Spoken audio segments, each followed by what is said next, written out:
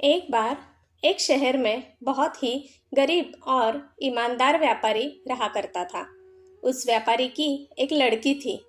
वह लड़की रोज पीपल के पेड़ में जाकर जल चढ़ाया करती थी और उस पीपल की खास बात यह थी कि उस पीपल के पेड़ से लक्ष्मी माता प्रकट होती थी और थोड़ी ही देर में वह अपने आप वहां से चली जाया करती थी।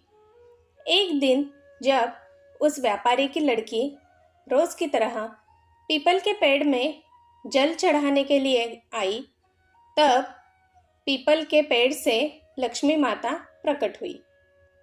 लक्ष्मी माता ने व्यापारी की लड़की से कहा कि क्या तुम मेरी दोस्त बनोगी? लेकिन उस व्यापारी की लड़की ने कहा कि पहले मैं घर जाकर अपने पिताजी से पूछ लूं, फिर उसके बाद आपको बताऊंगी।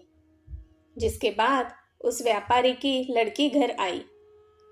घर पहुंचकर उसने अपने पिताजी से कहा कि आज जब मैं पीपल के पेड़ में जल चढ़ा रही थी, तब लक्ष्मी माता वहां पर प्रकट हुई और उन्होंने मुझसे कहा कि तुम मेरी दोस्त बनोगी। तब उस व्यापारी ने अपनी लड़की से कहा कि स्वयं लक्ष्मी माता तुमको अपना दोस्त बनाने के लिए बोल रही है। इससे बड़ा सौभाग्य और कहाँ प्राप्त हो सकता है। तुम उनको अपना दोस्त बना लो।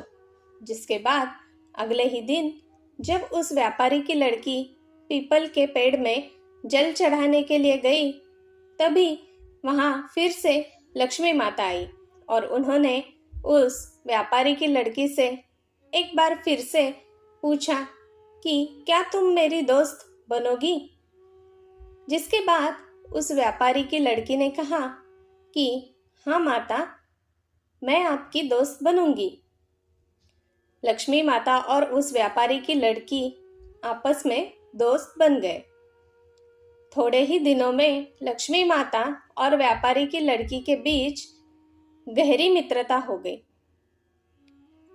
एक दिन जब व्यापारी की लड़की पीपल पर जल चढ़ाने के लिए गई, तब लक्ष्मी माता ने व्यापारी की लड़की से कहा कि तुम मेरे घर पर भोजन के लिए आओ। व्यापारी की लड़की ने घर जाकर अपने पिताजी से पूछा कि लक्ष्मी माता मुझे अपने घर पर बुला रही है भोजन करने के लिए, क्या मैं वहां जा सकती हूँ? उस व्यापारी ने अपनी बेटी से कहा कि लक्ष्मी माता ने तुमको भोजन पर बुलाया है, वहां पर जा सकती हो। व्यापारी की लड़की लक्ष्मी माता के घर भोजन पर चली गई। जैसे ही व्यापारी की लड़की लक्ष्मी माता के घर पहुंची, तब लक्ष्मी माता ने अपनी सहेली का स्वागत किया और लक्ष्मी माता ने अपनी सहेली को साल ओढ़ने के लिए दी और सोने के सिक्के और सोने की थाल और सोने की चौकी और अपनी सहेली को 36 प्रकार के स्वादिष्ट व्यंजन बनाकर खिलाए। लक्ष्मी माता के घर से भोजन करके जाने लगी, तब लक्ष्मी माता ने अपनी दोस्त से कहा कि मैं भी तुम्हारे घर पर भोजन करने के लिए आऊंगी। उस व्यापारी की लड़की ने कहा कि बिल्कुल आइए। व्यापारी की लड़की अपने घर चली गई। घर पहुंचकर वह एक जगह जाकर शांति से बैठ गई। अपनी लड़की को शांति से बैठा देख और चिंतित देख व्यापारी ने अपनी लड़की से पूछा, क्या हुआ बेटा, तुम इतनी चिंतित क्यों हो? तभी उसकी बेटी ने बताया कि लक्ष्मी माता हमारे घर पर भोजन के लिए आने के लिए बोल रही है। कल वह हमारे घर पर भोजन के लिए आएंगी। उन्होंने तो मेरा स्वागत बहुत अच्छे तरीके से किया और मुझे सोने के सिक्के, सोने की थाल, सोने की चौकी और 36 प्रकार के स्वादिष्ट व्यंजन बनाकर खिलाए। लेकिन मैं उनको क्या खिलाऊंगी? हमारे पास तो कुछ भी नहीं है। तभी व्यापारी ने अपनी लड़की से कहा कि तुम अपने घर को गोबर से अच्छी तरीके से चारों तरफ से लीप लेना और पूरे घर की सही ढंग से सफाई कर लेना और एक दिया जलाकर जो चारों तरफ से जलना हो उसको लेकर लक्ष्मी माता का नाम लेकर रसोई के पास बैठ जाना। व्यापारी की लड़की ने अपने पिताजी की बात मानते हुए वैसा ही किया जैसा उसके पिताजी ने उसे करने के लिए कहा। जिसके बाद व्यापारी की लड़की घर की साफ सफाई करके रसोई के पास लक्ष्मी जी का नाम लेकर और एक लड्डू लेकर बैठ गई। तभी अचानक से एक जगह पर एक रानी स्नान कर रही थी तो उसका सोने का हार जो बहुत कीमती था उसको चील वहां से उड़ाकर ले आया। उस चील ने उस हार को उस व्यापारी की लड़की के पास गिरा दिया और उस व्यापारी की लड़की के हाथ से लड्डू को छीनकर ले गया। व्यापारी की लड़की सोने के हार को देखकर बहुत प्रसन्न हो गई और वह तुरंत उस हार को लेकर बाजार गई। बाजार पहुंचकर उसने सुनार को वह सोने का हार दिया और उसके बदले में उस व्यापारी की लड़की ने सुनार से कुछ पैसे लिए जिससे वह 36 प्रकार के स्वादिष्ट व्यंजन बना सके और सोने के सिक्के, सोने की चौकी, सोने की थाल उस हार के बदले में सुनार से ले ली और यह सब लेकर वह वापस अपने घर आ गई।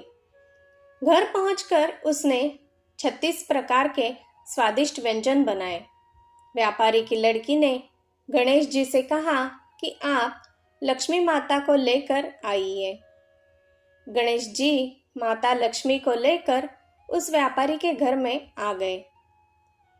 व्यापारी की लड़की ने लक्ष्मी माता का स्वागत किया और उनको बैठने के लिए चौकी दी और लक्ष्मी माता से कहा कि दोस्त आप इस चौकी पर बैठ जाइए। लक्ष्मी माता ने अपनी दोस्त से कहा कि मैं आज इस किसी के घर में चौकी पे नहीं बैठी हूँ। व्यापारी की लड़की ने कहा कि आज आपको मेरे घर पर चौकी में बैठना पड़ेगा।